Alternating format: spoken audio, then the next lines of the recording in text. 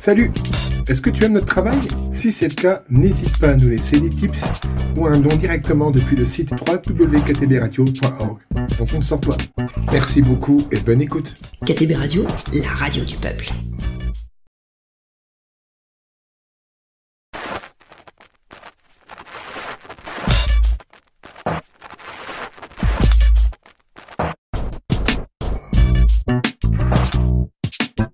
Et nous accueillons François, apiculteur, qui est en ce moment avec nous. Bonjour François. Oui, bonjour à vous. Bonjour François. Donc ton entreprise s'appelle le Moulin du Parois, c'est ça? Oui, on a repris le Moulin du Parois avec mon épouse fin 2021. Et c'est donc situé à Sigottier, à la limite de Serres, voilà.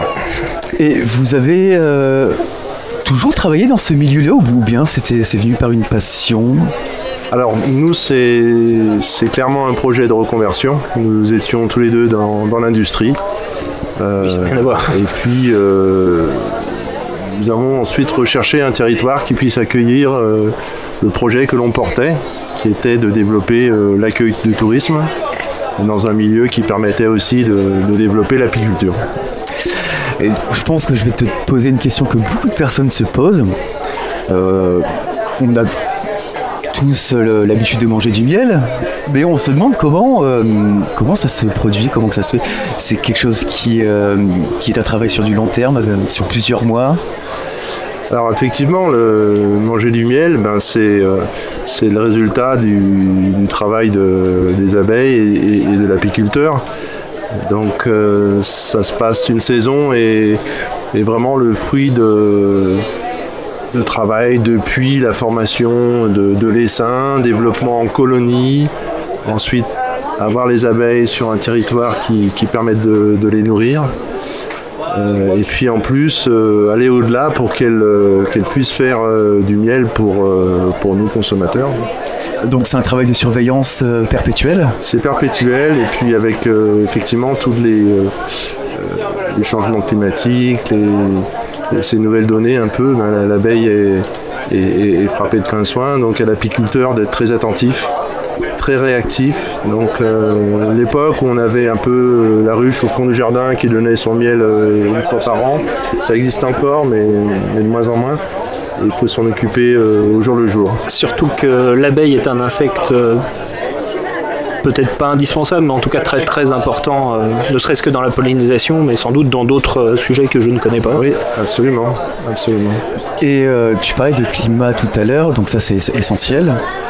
Est-ce que tu perçois des bouleversements, des changements suivant les chaleurs plus importantes, comme ces derniers jours? Oui, alors ce qu'on observe et ce que les apiculteurs observent, c'est qu'on a une période de travail, de récolte, de production de miel qui est de plus en plus courte. Puisque le printemps a tendance à un peu s'éterniser, donc on a eu beaucoup de pluie très longtemps. L'année dernière c'était encore pire parce que jusqu'au 15 juin on a eu des pluies. L'année dernière on n'a pas pu faire de miel de printemps. Et puis après on tombe tout de suite en été avec des canicules, des sécheresses et voilà une saison apicole qui couvre juin, juillet. Et un petit peu août, mais août, il faut déjà penser à l'hivernage, au traitement sanitaire, à rapatrier les ruches qu'on aura transhumées sur certaines floraisons. Voilà. Toujours avoir un temps d'avance. Et ça. Oui. Quand la saison, l'apiculteur a tout l'hiver pour préparer sa saison. Et quand la saison a commencé, s'il n'est pas prêt, il ne peut pas rattraper son retard. Et les productions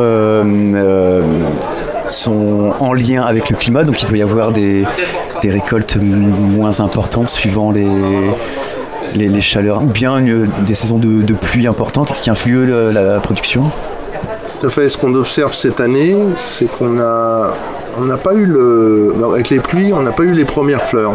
Alors, elles ont tout de même permis le nourrissement des abeilles, bien qu'il ait fallu les nourrir à un moment donné, qu'il y avait tellement de pluie que le nectar, tout ça est dilué, les fleurs ne donnent pas de nectar, et en sortie d'hivernage, il faut repartir, il faut repeupler les ruches, il faut que la reine repeuple les ruches, et il n'y avait pas assez de ressources sur le territoire pour accompagner cela. Donc il a fallu on nourrit les abeilles quand elles en ont besoin, de la même manière qu'on amène du foin aux vaches quand les prairies sont grillées. Quoi, voilà. Ouais, donc il a fallu nourrir en début de printemps. Par contre, toute cette eau accumulée en début de printemps a permis de bon an mal an jusqu'à aujourd'hui quand même d'avoir des belles mielées, ce qu'on appelle des belles mielées. Et on a eu un tilleul qui était magnifique. Vous avez pu observer aussi le long des voies les acacias qui étaient en fleurs avec des bouquets qui étaient magnifiques. Donc on a eu une très belle récolte de printemps jusqu'à la fin du tilleul, on va dire, avec un peu de miellat également, miellat d'arbre.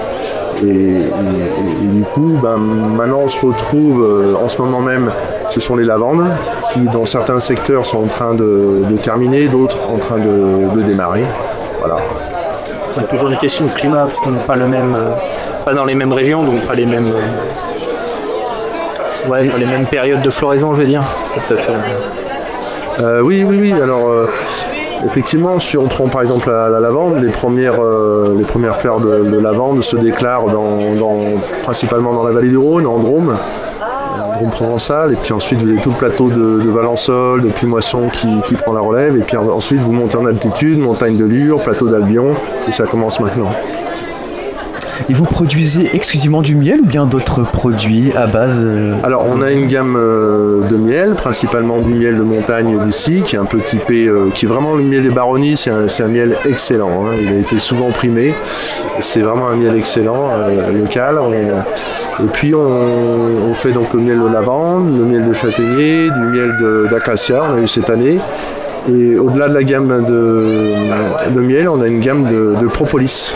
Un propolis qui est un des produits de la ruche, qui est j'aime à appeler, qui est un peu le système immunitaire externe à l'abeille. C'est avec ça qu'elle va étancher la ruche, avec ça qu'elle se soigne, et voilà. Et on récolte cette propolis sur des grilles, on en fait des teintures mères pour des sirops, des sprays pour le système ORL, ou alors des miels à la propolis, plus pour un traitement de fond, pour renforcer le système immunitaire. Et on peut visiter la miellerie, vous avez un endroit pour faire des visites? Depuis cette année, on a reconstruit une très belle miellerie, effectivement, qu'on peut visiter. Et sur Serres, c'est organisé par l'Office de tourisme tous les premiers mardis du mois. On visite le moulin du Parois, avec Michel Moutet, qui est un conteur provençal et qui connaît toute l'historique de la maison. Et puis par la suite, il y a dégustation de miel, visite de miellerie, tout à fait. Voilà, donc vous notez, c'est à l'Office du tourisme, place du Lac à Serres, 05 700, les premiers mardis du mois. C'est bien ça. Vous êtes les bienvenus. Devant toi, tu as une petite affiche. Est-ce qu'on a oublié des petites choses Alors oui, pour information, on est en train de créer une journée qui sera le dimanche 14 septembre 2025. C'est gratuit, c'est sur inscription à l'Office du tourisme également pour gérer un peu les entrées. Et ça s'appelle Balade littéraire sur les pas de Jean Giono. Oh. Et donc il y aura des écrivains locaux, il y aura des artistes peintres qui exposeront, et il y aura des bouquinistes, également l'association des amis de Jean Giono qui sera présente. Et il y aura donc dans le parc différentes lectures. Voilà, le format est à la journée, découpé en 2 demi-journées identiques. On va diffuser les affiches dans pas très longtemps. Et il y aura une personne de la famille de Jean Giono, je crois. Oui, alors je ne sais pas encore exactement si c'est confirmé, mais tout ça est fait en accord avec la fille de Jean Giono. On peut vous retrouver sur des réseaux sociaux, vous avez peut-être un site aussi internet peut-être. Alors on nous retrouve le Moulin du Parois sur un site internet, et là c'est plutôt usage des résidences on a des chambres d'hôtes et des gîtes, donc c'est le moulinduparois.fr. Sinon on est sur les réseaux, on est sur l'Office du tourisme. On a également la miellerie du Parois, du Moulin du Parois sur les réseaux de l'Office du tourisme du Cisteron-Buèche. Voilà. Merci beaucoup. Bah, je vous en François. prie, merci à vous. Et à Bonne bientôt. journée. Eh ben intéressant On à se savoir. reverra bientôt si tu veux pour une autre Avec émission plaisir. beaucoup plus longue. Eh ben bonne journée. Un plaisir.